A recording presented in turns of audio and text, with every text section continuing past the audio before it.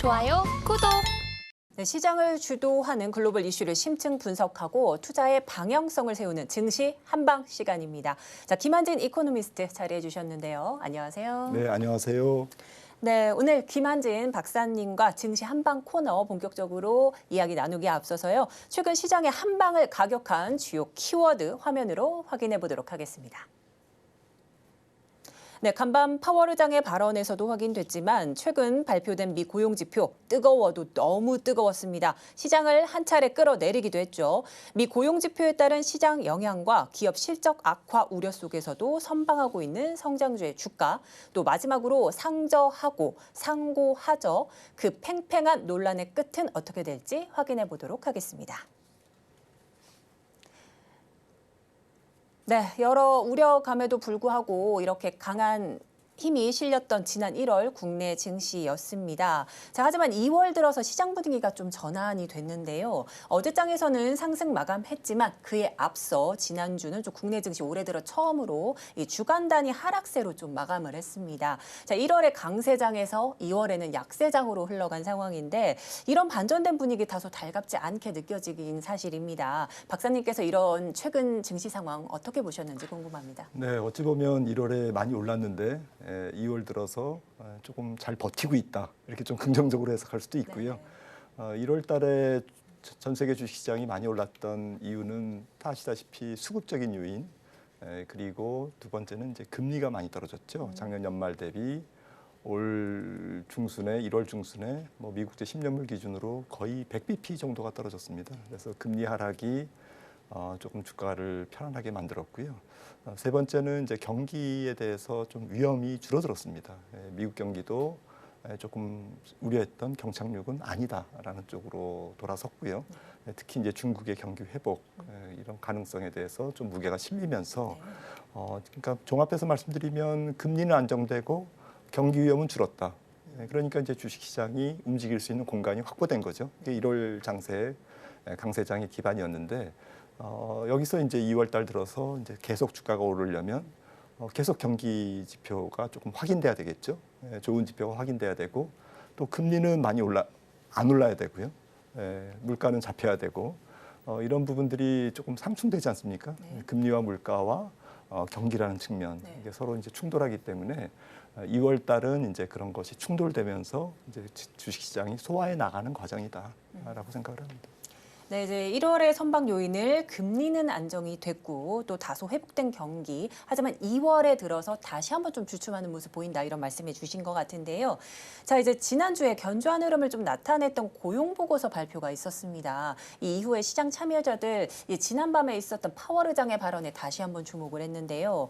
파월 의장의 이번 발언 시사하는 바가 어떤 거였는지도 궁금한데요. 자세하게 짚어주시죠. 네, 어쨌든 뭐 현지 시간으로 12시 40분쯤 대담을 했죠. 루빈스타인 회장과 대담을 했는데 결론은 뭐 좀 중립적이었습니다. 뭐 그렇게 뭐 매파적이거나 아니면 반대로 좀 굉장히 비둘기적이거나 이런 멘트는 없었고요. 사실 시간이 걸린다 물가 잡는데 알고 있다라는 쪽으로 코멘트를 했고 그리고 아직도 할 일이 많이 남아 있다. 이것도 우리가 다 알고 있다. 그러니까 뭐 사실 새로운 얘기는 안 나왔습니다. 근데 시장이 좀 파월 의장의 발언이 기대했던 것에 못 미치는 그러니까 상당히 좀 비둘기적인 어떤 표현이 안 나왔음에도 불구하고 조금 힘이 셌다. 시장의 에너지가 셌다라고 좀 해석을 하고 있고요. 할 필요가 있고 그래도 조금 뭐 파월 의장의 발언 중에서 좀 긍정적이라면 결국에는 내년도에 물가가 2%대에 갈 거다. 2%의 목표를 우리가 달성할 거다. 뭐 시간이 걸릴 뿐이지 달성할 거다. 그리고 데이터에 의존해서 금리를 더 올릴 수 있다라는 것을 뭐 단호하게 얘기는 안 했습니다. 영어로 표현하면 may라고 했습니다. 할 수도 있다. 데이터에 따라서 금리를 올릴 수도 있어. 뭐 그런 정도의 표현이었기 때문에 지금 파월 의장이 생각보다는 단호한 뭐 지난번 잭슨 홀 미팅 때처럼 꼭 올려야 돼. 뭐 이런 표현은 안 했다라는 점에서 시장이 조금 안도감을 했던 것 같습니다. 네, 그렇습니다. 자, 이렇게 된다면 이제 한국 경제 좀 성장성에 대해서도 다시 한번 좀 짚어봐야 될 것 같은데 올해 한국 경제 저성장 머물 것이다 이런 부정적인 전망도 조금 나오고 있습니다. 특히나 IMF도 2023년 올해 이제 한국 경제 성장률 전망치를 2.1%나 좀 하향 조정을 했는데요. 하지만 이런 전망을 비웃기라도 하듯 1월 국내 증시 예상보다 훨씬 뜨거웠습니다. 자, 이런 경기와 증시의 디커플링 현상이라고 좀 말을 하는데 그 원인이 무엇인지도 좀 궁금하고요. 또 이 현상을 호재로 봐야 할지 악재로 네. 봐야 할지도 궁금합니다. 이 향후 이 상황 반전시킬 수 있는 이런 재료도 좀 나올 수 있을까요? 네. 앞서 뭐 저기 미국 고용 시장도 질문을 주셨지만 네네. 사실은 미국 고용 시장은 뭐 좀 구조적으로 뜨거운 편이고 팬데믹 때 한 350만 명의 일자리가 사라졌다. 그리고 그 이후에 좀 임금이 어쨌든 뭐 지금 잡히고는 있습니다만 매우 스트롱하다, 강하다. 그래서 소비가 조금 둔화되고 있지만 굉장히 경기를 떠받치고 있다라는 것이 이제 결론인데 반해서 우리나라 노동시장은 고용시장은 상당히 취약합니다. 중소기업이 고용시장의 8, 90%를 차지하고 있는데 조금 대기업들이 이제 설비 투자를 줄이면서 중소기업까지 영향을 미치는 한 해가 될 것 같고요. 더욱이 중소기업들은 뭐 지금 경기 둔화기에서 아무래도 대기업보다는 경제 체력이 재무적 체력이나 여러 가지 대응 역량이 좀 부족하지 않겠습니까? 그러다 보니까 고용을 책임지고 있는 중소기업들의 고용 시장이 굉장히 한냉 전선으로 지금 치닫고 있고요. 그런 측면에서 미국 고용 지표는 좋은데 한국 고용 지표는 상당히 안 좋다. 그리고 전 세계적으로 미국은 좋은데 나머지 나라들은 조금 경기 위험이 줄었다는 거지 경기가 조금 그 랜딩을 안 하는 건 아니다.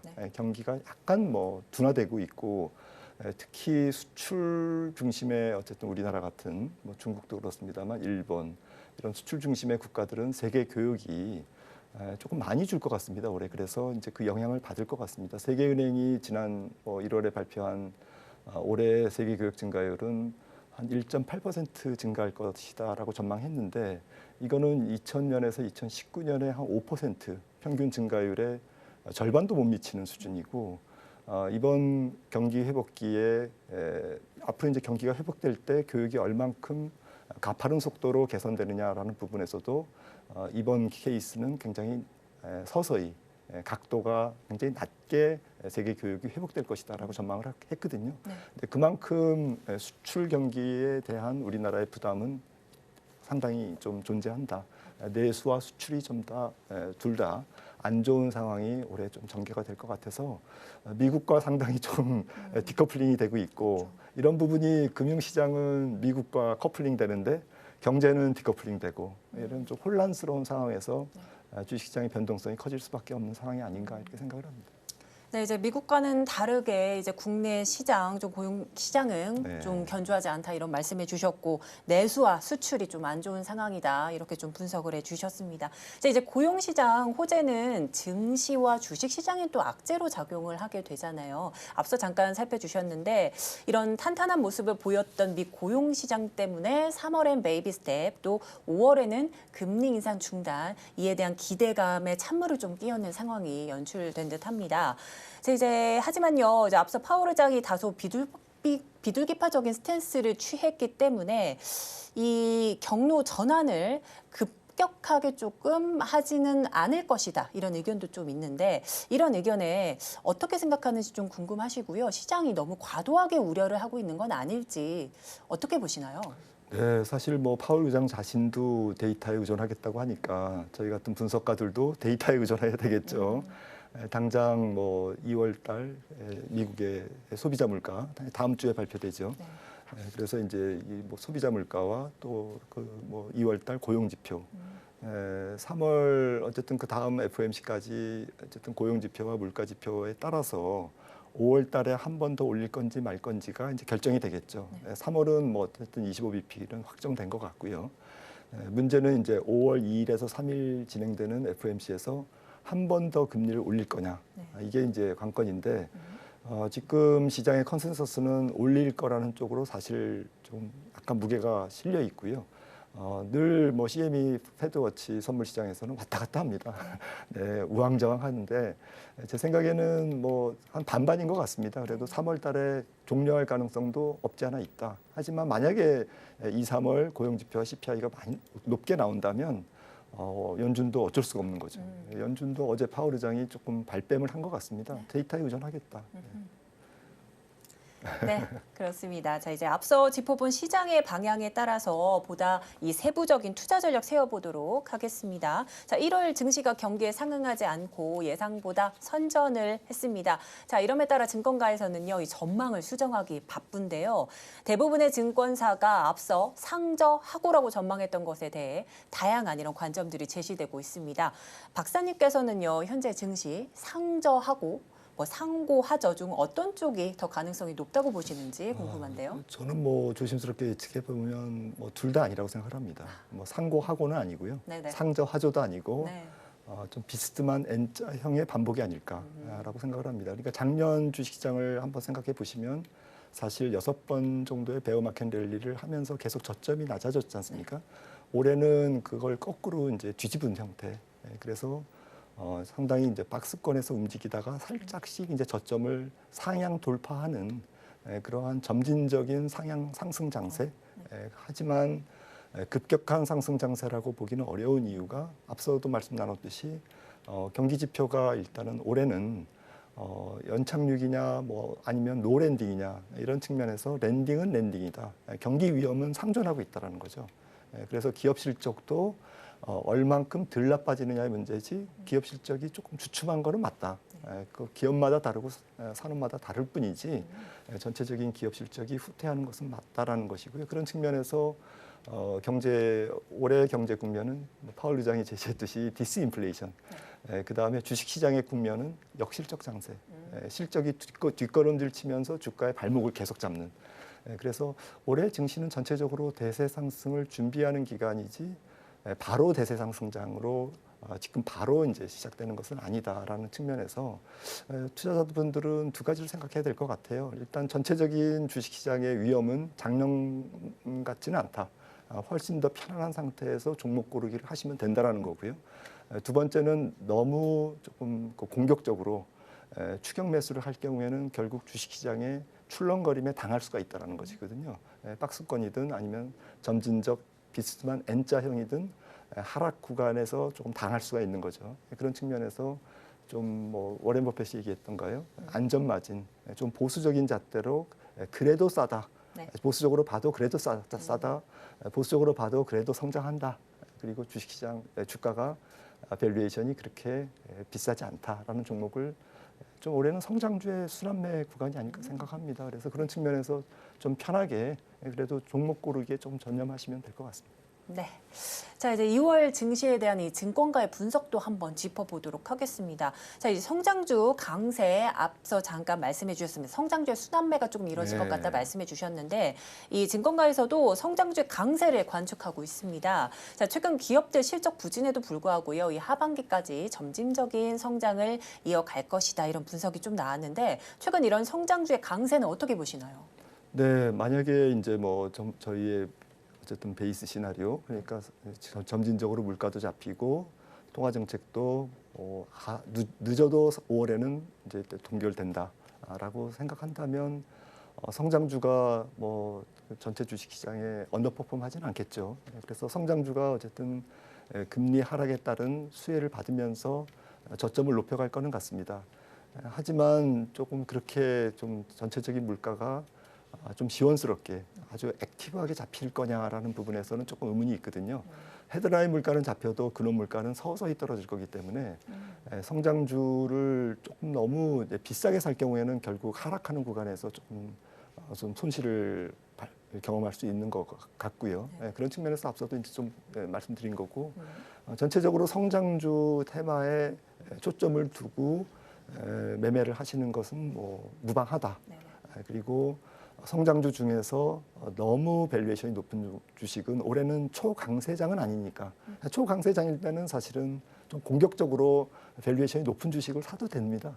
근데 올해는 이제 그렇게 하면 너무 성급한 투자가 되지 않겠느냐라는 측면에서 성장주도 좀 골라서 사자 이렇게 말씀드리고 싶습니다.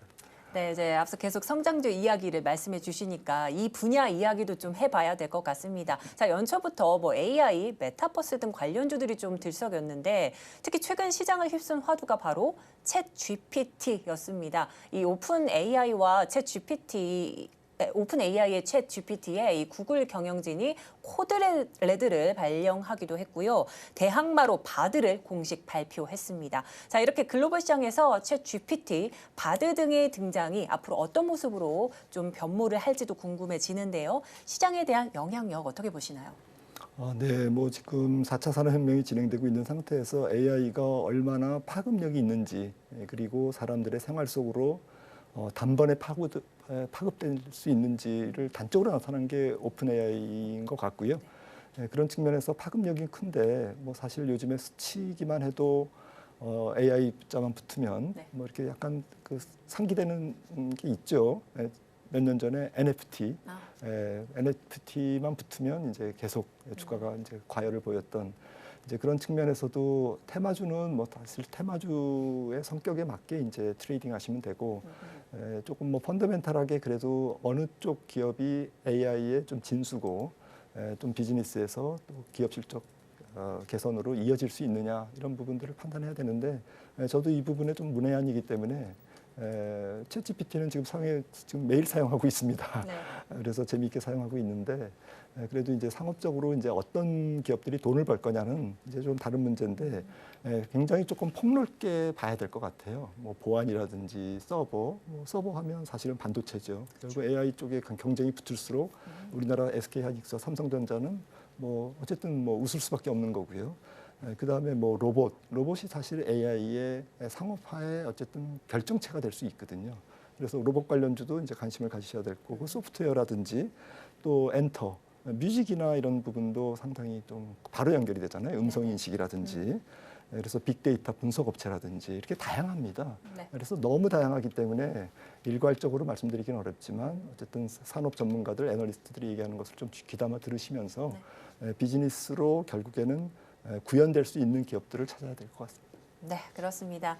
자, 이제 국내 증시 이제 1월의 영광을 2월에도 좀 이어나가야 할 텐데요. 이 2월 투자 전략 또는 포트폴리오를 꾸릴 때 어떤 점에 좀 방점을 둬야 될까요? 네, 저는 뭐 무엇보다도 시장 금리가 많이 떨어지면 좀 공격적으로 앞으로 나가고 뭐 최근에는 이제 또 시장 금리가 떨어질 것 같다가 미국에서 국제 10년물이 다시 또 3.5% 위로 딱 왔지 않습니까? 네, 그런 식으로 금리가 조금 다시 주춤하면 떨어지지 않으면 조금 보수적으로 같이 따라가고 올해는 금리를 어쨌든 기준 잣대 삼아서 조금 시장을 읽어나가시는 게 도움이 되지 않을까. 금리가 많이 떨어지면 어쨌든 경기는 뭐 조금 뭐 위험이 제한돼 있다라고 이제 좀 제한돼 있다고 우리가 가정을 하고 좀 금리에 연동돼서 투자 전략을 따라가시는 게 좋을 것 같고요. 2차 전지라든지 좀 소부장, IT 부품 장비 이런 쪽도 지금 많이 PR이 착해졌습니다. 그런 종목들이 아직은 시장이 화끈 달아오지 않았기 때문에 조금 어쨌든 매수세가 실리지 않는 모습인데 이런 종목들도 좀 저점에서 매수하시면 하반기에 괜찮을 것 같습니다. 좋아요, 구독!